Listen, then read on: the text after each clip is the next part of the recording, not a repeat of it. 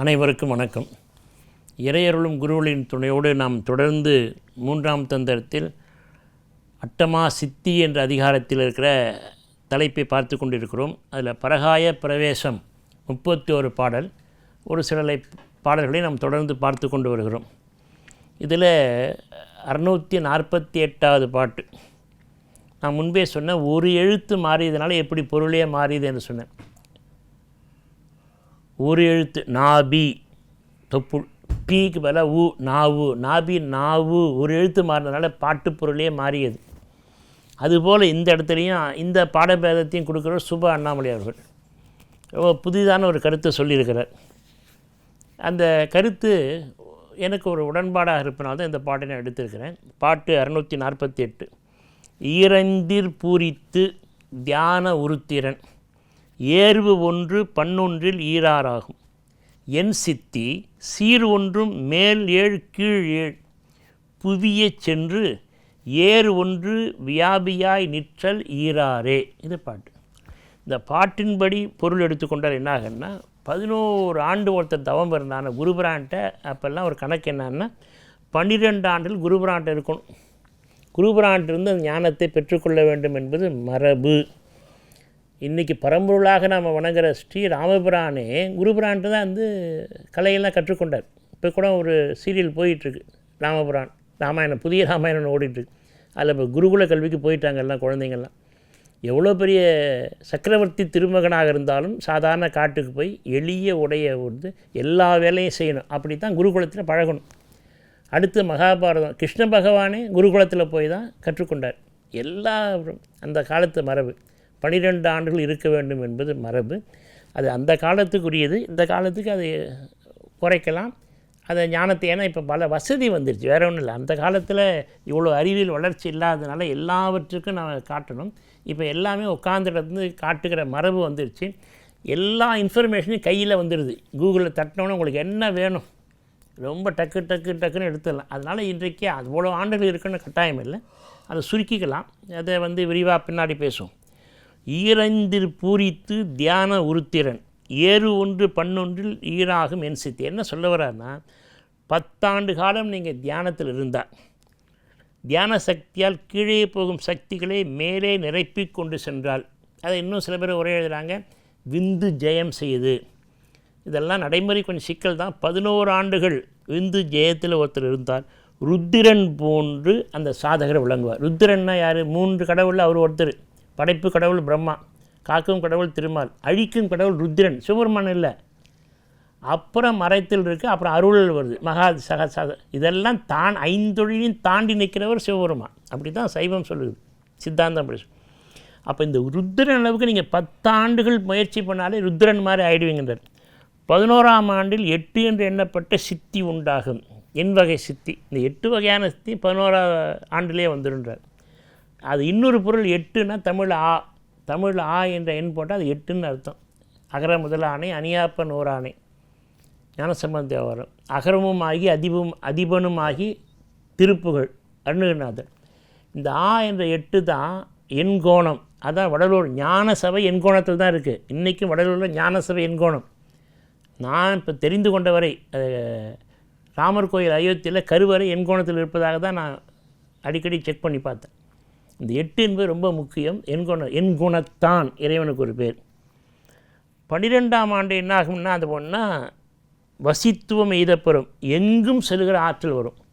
இந்த பாட்டில் என்ன சொல்கிறாருன்னா, எந்தெந்த வருஷத்தில் உங்களுக்கு என்னென்ன ஆற்றல் வரும் என்று அவர் சொல்கிறார். இவையெல்லாம் இந்த பாட்டில் இருக்கிற நேர்பொருள், சொல்லுக்குரிய பொருள். நான் முன்பே சொன்னது போல் இதில் ஒரு சின்ன மாற்றம், பாடபேதம். சுப்பு அண்ணாமலை அவர்கள் முன்ன சொன்னேன் இல்லையா, இந்த ஒரு எழுத்து மாற்றிருக்கு. அந்த நாவு நாபி பி ஊ மாறினது. இங்கே என்ன சொல்கிறேன்னா, முதல் வரியில் மாற்றம். ஈரைந்திர் பூரித்து தியான உருத்திரன். அந்த இடத்துல பூரித்து என்பதை பூசம்ங்கிறார், பூச நட்சத்திரம். ஈரைந்து எல் பூச மத்திய ஆய உருத்திரன். இந்த பூசம் என்பது ரொம்ப முக்கியம். பூச நட்சத்திரம் ரொம்ப முக்கியம். ஏன்னா பூச நட்சத்திரம் தான் ஜோதி தரிசனம். இந்த பூசம் எல்லா தெய்வங்களோடு தொடர்புடையது. இதை பற்றி நான் விரிவாக பேசியிருக்கிறேன். அந்த பூச நட்சத்திரம் மாத பூசமே சிறப்பு, அதோட தைப்பூசம் ரொம்ப சிறப்பு. அன்றைக்கி முருகனுக்கும் சிறப்பு, வள்ளலார் வழிபாடு சிறப்பு, சிவருமானுக்கு சிறப்பு. இந்த பாட்டில் அவர் என்ன சொல்கிறாருன்னா, பூரித்தல்ல பூசித்து எல் பூசமத்தி. அந்த பூசம் என்பது புருவ மையம்ங்கிறார். இது எல்லாமே சுப அண்ணாமலை அவருடைய பதிப்பில் உரையில் தெளிவாக சொல்லியிருக்கார். பாட்டையும் இப்படி தான் பதிப்பிச்சிருக்கார். எல் பூசமத்தின்னு தான் பாட்டையே பதிப்பித்திருக்கிறார். இதுதான் சரியான பாடம்னு சொல்கிறார். ஏன்னா அவர் கிட்டத்தட்ட ஒரு 20-25 ஓலைச்சுவடியில் பார்த்து தான் அதை ஆராய்ச்சி பதிப்பாக கொண்டு வந்தவர் சுப அண்ணாமலை. கலாட்சேத்திரா பதிப்பு இன்றைக்கி விற்பனை கிடைக்குது. பூசமத்தின்னு என்ன சொல்கிறேன், புருவமத்தி தான் பூசமத்தி. அந்த புருவமத்தியில் யார் இறைந்து 10 ஆண்டுகள் நிலைத்து நின்று தியானம் செய்தால் அவர்கள் ருத்திரன் போல அந்த நிலைக்கு உயர்வார்கள். இதுதான் அந்த வேறுபாடு. இப்போ சாதாரணமாக என்ன சொல்கிறாங்கன்னா, இது தியானத்தில் இருந்தாலே ருத்ரன் ஆகலாம்னு பொது பொருள். ஆனால் அண்ணாமலை பாடபேதத்தில் ஈரைந்தில் பூரித்து பூசித்து பூசமத்தி, பூசம்னா புருவ மத்திங்கிறார். அந்த புருவ மத்தியில் ஒருவர் 10 ஆண்டுகள் தியானத்தில் இருந்து உயர்ந்தால் ருத்திரன் போன ஆற்றை பெற்று, ருத்திரன் செய்கிற எல்லா சித்தி ஆற்றலையும் பெற்று அந்த சித்திகளை எல்லாம் கைவர பெற்றவராக இருப்பார் அப்படின்றார். இந்த பாட்டு முக்கியமாக சொல்லில் பாடபேதம் இருக்குது. இந்த பாடபேதத்தை சொல்லியிருக்கிறவர், அப்படியே அச்சிட்டவர், இப்படி நான் சொன்ன இந்த பொருளை எழுதியிருப்பவர் சுப அண்ணாமலை அவர்கள். அவர் சொல்கிறது எனக்கு கொஞ்சம் பிடித்திருந்ததுனால அந்த உரை. ஆனால் மற்ற ஏன்னா எந்த உரையாசிரியரும் பதிப்பாசிரியரும் இந்த பூசமத்தின்னு சொல்லாமல் ஈரைந்தில் பூரித்து தியான ருத்திரன் தான் போட்டிருக்காங்க. இவர் ஒருத்தர் தான் ஈரைந்து எல் பூசமத்தி ஆய உருத்திரன் என்று போட்டிருக்கார். அதுக்கு உரையை எழுதுகிறார், பூசமத்தி என்பது புருவமத்தி. அந்த பூசம் என கூறப்படுகிற இடம் பொட்டு, பொட்டு புருவ பொட்டு, புருவமத்தி. இப்போ நினச்சி பாருங்கள், இந்த பல இடங்களில் பெண் தெய்வங்களுக்கு பேர் வைக்கிறாங்க, பொட்டு அம்மன் வைக்கிறாங்க. பொட்டு அம்மன் அதில் பார்த்திங்கன்னா எல்லா பெண் தெய்வங்களும் தமிழ்நாட்டை பொறுத்த வரைக்கும், ஏன்னா மற்றபடி தமிழ்நாட்டில் எல்லாருக்குமே மாரியோடு, ஏன்னா இறைவனுக்கு அடுத்த நிலை இருக்கிறது மழை தான். இந்த உலகத்தை காப்பாற்றுறது நம்ம இறைவன்.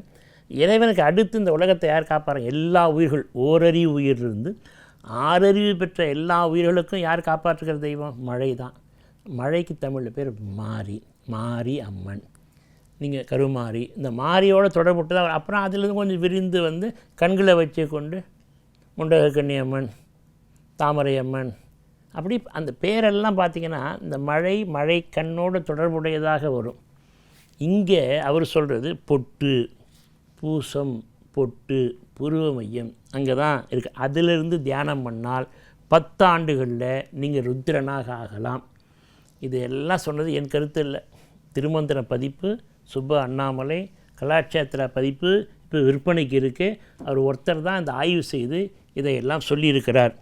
அதனால் இந்த பாட்டில் என்ன சொல்ல வர்றாருங்கன்னா, 10 ஆண்டுகள் தியானித்து அங்கே இருந்தால் ருத்ரன் போல் நீங்கள் ஆற்றலை பெறலாம், அந்த சித்தையெல்லாம் பெறலாம். 11 ஆண்டு இருந்தீங்கன்னா 8 வகையான சித்திகளை பெறலாம். இந்த 8 வகையான சித்திக்கு இன்னொரு பேர் அகரம். 8க்கு பேர் அகரம்.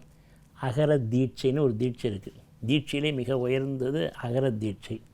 அதுக்கு இன்னொரு பேர் அஜபா தீட்சை. அஜபா நலமெல்லாம் அருளை காட்டி விநாயகர்கள். அசபைன்னு நம்ம அடுத்து 4ஆம் வந்து முதல் பாட்டிலே அசபை தான் அதிகாரமே. அசபைன்னா வாய் விட்டு வெளியே சொல்ல முடியாது, சொல்லாதது. அந்த அஜபை என்கிற மிகப்பெரிய தீட்சைக்கு இன்னொரு பேர் அகர தீட்சை. அந்த அகர தீட்சை பெறுவதற்கு நீங்கள் 11 ஆண்டு காத்திருக்கணும். காத்திருந்தால் அந்த அகர நிலைப்பதை எட்டி அடையலாம் என்று இந்த பாட்டில் சொல்கிறார். மேல் கீழ் உலகங்களிலும் செல்லும் ஆற்றல் உங்களுக்கு கிடைக்குங்கிறார். 12 ஆண்டுகள் நீங்கள் தவம் செய்தால் என்ன சித்தி பெறும் என்றால், எங்கும் செல்லுகிற ஆற்றல் பெறும், வசித்துவம் எய்தப்பெறும். நீங்கள் நிறைக்கிற இடத்துல நிரப்புற இடத்துக்கு போய் உங்கள் விரும்பியதை பெற்றுக்கொள்ளலாம். அதனால் இந்த அட்டமா சித்தியில் பிரகாய பிரவேசத்தில் 31 பாட்டில் இது 9வது பாட்டு, 648வது எண் உள்ள பாட்டு. அதனால் இதில் எந்தெந்த ஆண்டு எப்படி இருந்தால் நீங்கள் பெறலாம் என்று சொல்லுகிறார். இன்றைய காலகட்டத்தில் இதெல்லாம் ராமபிரானும் குருகுலத்தில் இருந்தார், கிருஷ்ண பகவானும் குருகுலத்தில் இருந்தார். அரசர்கள்லாம் வாழ்க்கையை பார்த்திங்கன்னா இளவரசர்கள்லாம் குருகுலத்தில் இருந்தாங்க. சார் இப்போ என்ன சார் செய்யலாம்? என்னுடைய அனுபவத்தில் இப்பொழுது அந்த அளவுக்கு இருக்கணும் கட்டாயம் இல்லை. உண்மையான ஒரு மெய்குருபிரான் இந்த காலத்தில் உங்களுக்கு கிடைத்தால் அதில் 4ல் ஒரு பங்கு கூட வேண்டாம், 10ல் ஒரு பங்கு, ஓராண்டில் நீங்கள் மெய்ப்பொருளை அறிந்து கொள்ளலாம். இன்னொருபடி மேலே சொல்லப்போனால் ரகசியம் பகவத்கீதை சொன்னார் அர்ஜுனனுக்கு ரகசியத்தை. எத்தனை 10 வருஷம் சொன்னாரா, 100 வருஷம் சொன்னாரா? க்ஷணம் நேரம். 2 பக்கம் போர் நிற்குது, படைவீரர்கள் நிற்கிறாங்க, 2 பக்கம் போர் ரெடியாக நிற்கிறாங்க, கையில் கைத்தி வச்சு. ஒரு செகண்டில் இதுதான் விஸ்வரூபம், விஸ்வ தரிசனம் காட்டிட்டார். சரி, அஷ்டாவகர கீதைன்னு ஒன்று இருக்குது. அஷ்டாவகர முனிவர் ஜனக முனிவருக்கு சொன்ன கீதை அது அஷ்டாவகர கீதை. அவர் குதிரையில் கால் வச்சு அவர் ஜம்ப் பண்ணுற நேரத்தில் ஞானத்தை கொடுத்துட்டார். அதுதான் அஷ்டாவகர கீதை. பகவத்கீதை ஒரு நிமிடம். எனவே இப்பொழுது தகுதி வாய்ந்த குரு கிடைத்து தகுதி வாய்ந்த சீடனாக நீங்கள் மாறினால் 1 மணி நேரத்தில் கூட எல்லா ஞானத்தையும் பெறலாம். அனைவரும் ஞானத்தை பெறுவோம், உயர்வோம், உய்தி பெறுவோம். அனைவருக்கும் வணக்கம்.